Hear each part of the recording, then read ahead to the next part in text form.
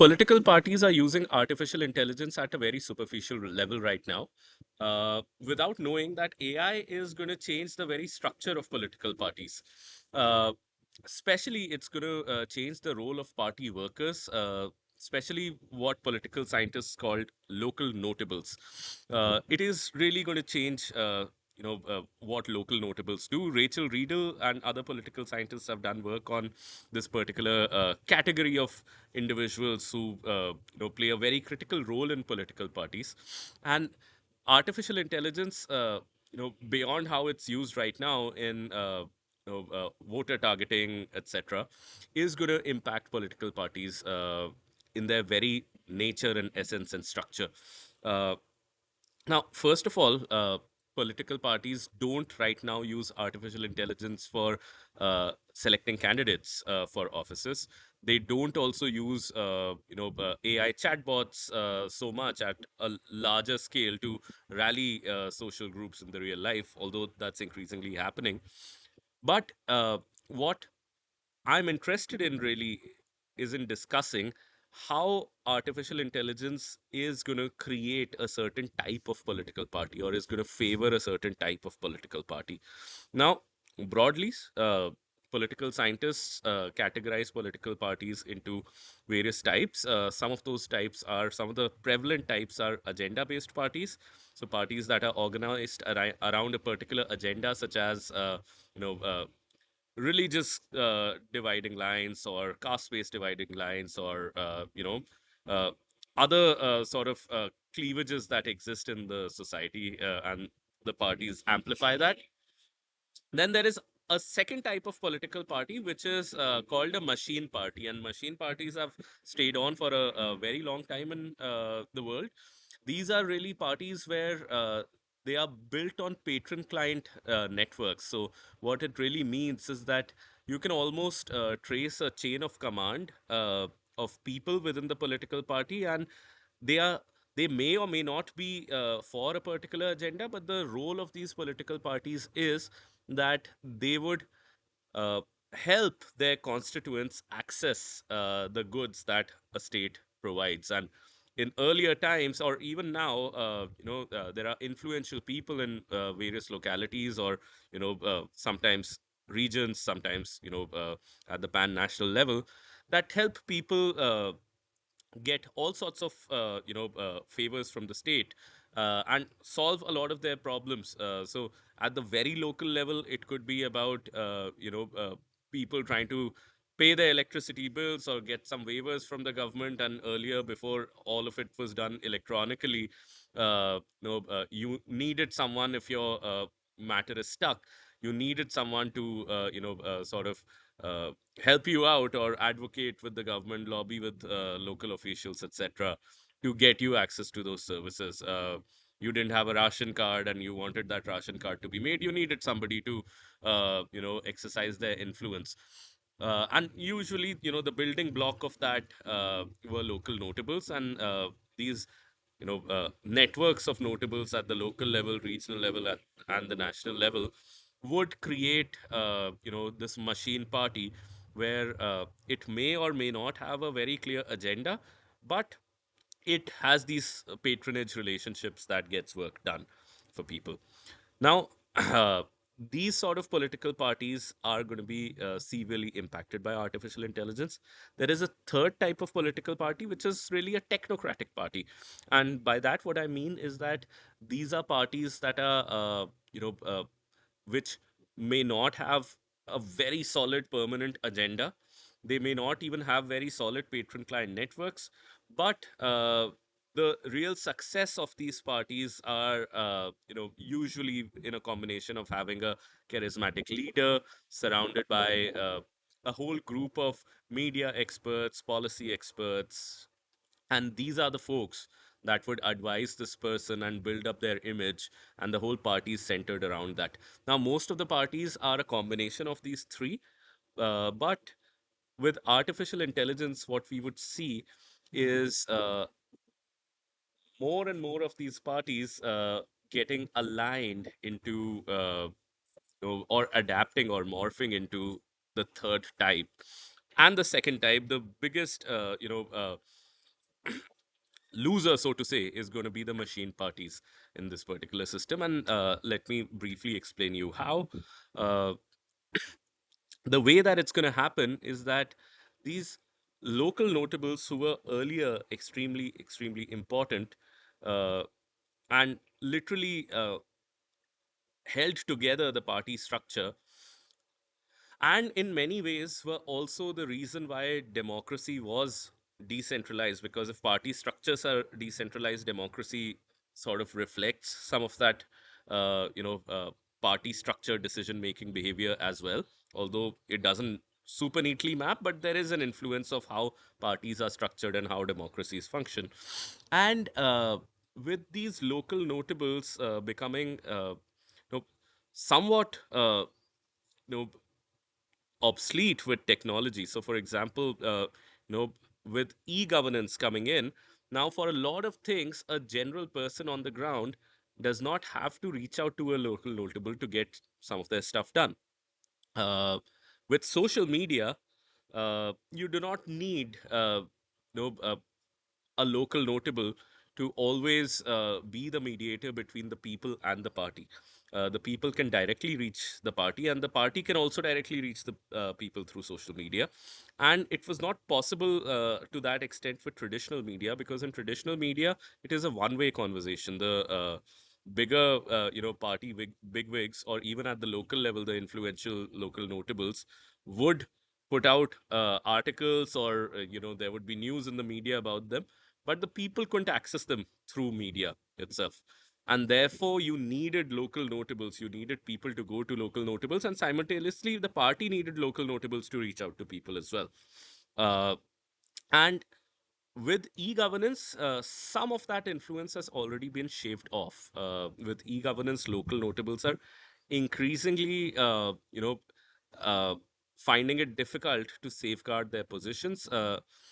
And there are a new type of local notables also emerging in certain areas. For example, Anirudh Krishna, who's a professor, former bureaucrat from India and professor at Duke University, has written about this phenomena in Rajasthan and Madhya Pradesh called Naya Netas, which I think exists in some pockets. I don't think it's all pervasive, but these are people who are more tech savvy or local level, folks who help people get access to, the government through their tech platforms, etc. And in that way, have gained a little more influence.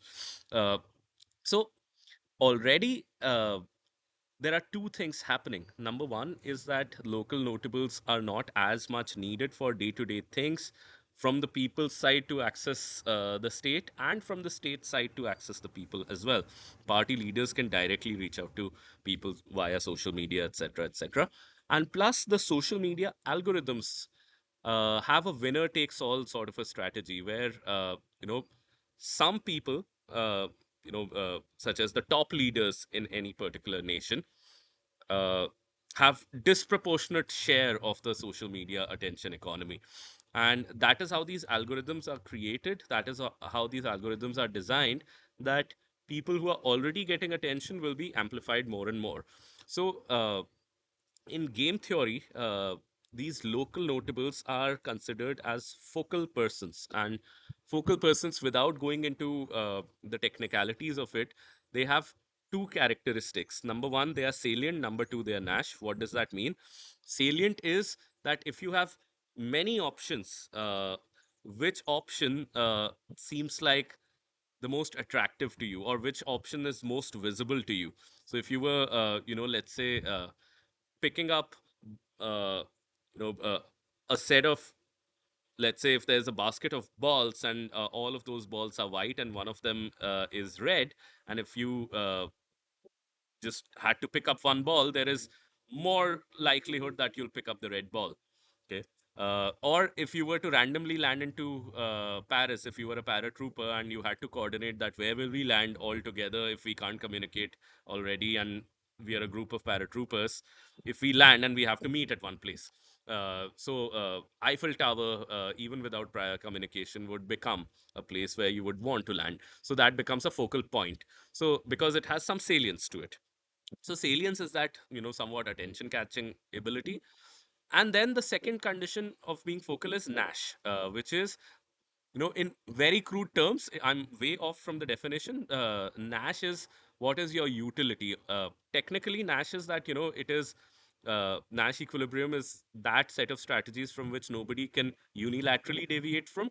If I filter it down to an absolute, non-academic level, it is really think of a person who has real utility, and in a way, you don't have an option but to go to that person. So these local notables had, they can be modeled as focal persons because not only, amongst tens of thousands of people, that person people have identified is significant enough to exercise some influence with the government, but also has some real utility as well. So, attention plus utility, let's just stick to that. Now, in the attention economy with social media, a local notable stands nowhere as compared to the national leaders of any party. Local notables, therefore, would find it extremely, extremely hard to compete with these national leaders at the social media level. However, they might still uh, have some sort of a regional or some sort of a local influence, but social media obviously amplifies, it is so centralized that it is a one size fits all. You don't have, for example, a city based social media. So for example, if I'm from Firozabad, there's no separate social media platform for Firozabad. There might be Facebook groups related to it, but even Facebook groups or generally Facebook would promote, a Rahul Gandhi or a Narendra Modi or an Arvind Kejriwal a lot more than any local leader. So on that salience game, local leaders have definitely lost out. But you can say that they were already losing out even with the traditional media in that salience game. Uh, Now, in the access game as well, the local notables are losing out from both the ends because you know with e-governance platforms one and social media two, people don't need them as much as they were needed earlier. So how are local notables adapting to it? My understanding of that is that local notables are doing one of two things. Either they are amping up on their salience, which is that they are doing just more of social media and promoting themselves more, etc., etc. That strategy has a limit to it. They might be successful to some extent, but salience wise they cannot come in the top league. uh, and the other is that they are expanding their Nash capabilities as well, which is that they are going into higher and higher services. So maybe not getting you the ration card, but maybe getting you access to a particular judge or access to a particular, senior party member who might be able to give you some favors, etc. So, uh, they are moving towards more sophisticated, more niche, so to say, services. But having said that, in both of these accounts, even though they are trying to adapt to this, local notables are really losing their ground. And what does that mean? That parties, which were really these machine type parties based on, built on the back of these various sub levels of local notables, are going to lose their edge. And agenda based parties or these technocratic parties, especially agenda based parties, there is enough research on that to show that unlike these machine parties that are very costly to set up and operate because you have to uh, dole out favors, and you have to maintain certain contacts with the local notables, etc., etc. Agenda based parties have an advantage of having a very low setup cost, because people identify with the agenda, so they automatically keep getting associated with that particular party.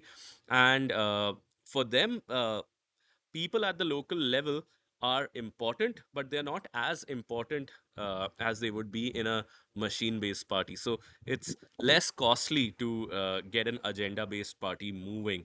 And now, with social media amplifying just a few leaders or amplifying leaders in a centralized way, uh, the charisma based technocratic parties and these agenda based parties would just be evolutionarily more successful, as opposed to these parties whose survival and growth strategy is based on these patron client networks. Now, that might seem like a good thing as well, from perspective of cutting down bureaucracy or reducing corruption, etc., etc. But it's also in a way a dangerous thing because it centralizes power, and in a way it could also endanger democracy in a manner where if I am one leader and imagine a world where all of the services that anyone can get from the state, people can access directly through me, and I can talk to the people directly. I don't need any intermediaries over there. And if I don't need it, I probably don't need a lot of these local notables in my party, so they're disposable. I will figure out, I can change people, and those people would not have too much of an importance, as long as the top brass of my party, which the social media amplifies, is held together. So parties will become more centralized, which also means that democracy and democratic institutions will also become a lot more centralized. And the sort of cascaded local level decision making will also at the state level become more and more centralized. Now, with democracy, it is considered a good thing that decentralization, you know, uh, to reduce the degree of authoritarianism and to also bring in efficiencies. But here, the efficiency problem is already being solved by e-governance. When AI comes, you can expect that AI would be able to be even better at targeting services and targeting access to people from for the state, and targeting services of the state for the people. And their power is going to get more and more concentrated, and parties that are currently these machine based parties will have to adapt. They will either have to become agenda based parties or these technocratic, charismatic leader sort of a party. Now, one extreme situation also is, and this is just a thought experiment over there, is that if there was a perfectly AI run state, so a state where all of the services are easily accessible to the people through AI based targeting, and people can also be reached by the party leaders through social media and AI and a combination of all of these technologies, then you could think about a situation where even parties do not have a major role to play in a particular state, because it'll just be one person, one charismatic leader against another charismatic leader, uh, more and more